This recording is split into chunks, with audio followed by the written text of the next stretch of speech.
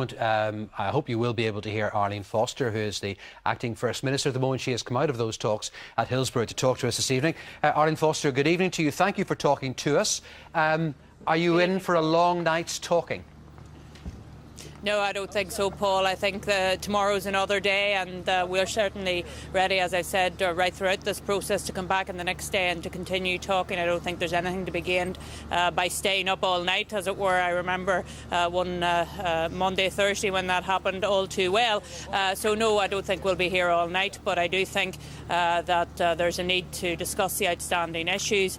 I listened very carefully to what Conor Murphy said in relation to commitments at the St Andrews Agreement. The only people who make commitments at the St Andrews Agreement in relation to the policing and justice issue were the governments, and I think that Sinn Féin need to look very, very closely as what it says in St Andrews Agreement, because there they'll find that there is nothing from the DUP in relation to policing and justice timescales.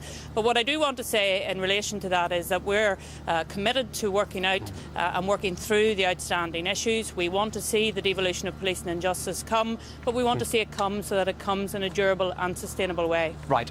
Can you give me a date, and would that date be before a general election? Well, what I've said, I'll say again. We need to sort out the outstanding difficulties in this process, and once we have those things sorted out, be it tonight, be it next week, be it whenever, then we'll be able to see the policing and justice devolution take place, and we'll also be able to see it done in a durable and sustainable way. Are you getting anywhere at all with resolving the parades issue with Sinn Féin?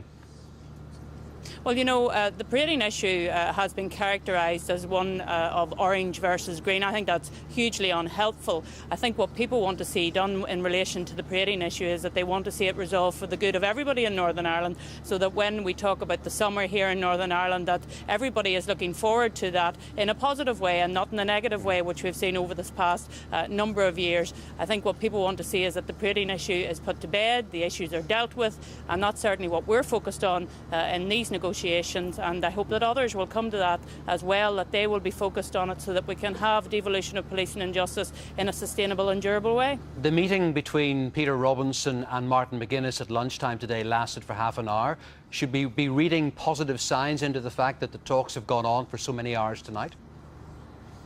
Well, I think I've always said that the DUP stands ready to deal with the outstanding issues. That's still our commitment. That's why we're here this evening. It's why we'll be here tomorrow morning as well, because I think the people of Northern Ireland want to see these matters resolved. Sammy Wilson earlier tonight said it was a contrived crisis. It surely wouldn't be that if the two Prime Ministers were here.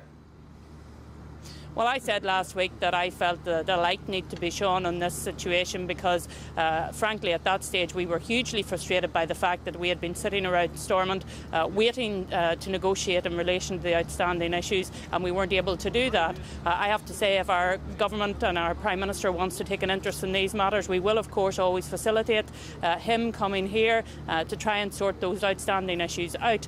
There is an element of contrived crisis insofar that we were last week, and unfortunately we find ourselves here in a situation with what seems like the world media here to film it all. That's always difficult. However, we're here, we're determined to work through these issues, and I hope that others will show that determination as well.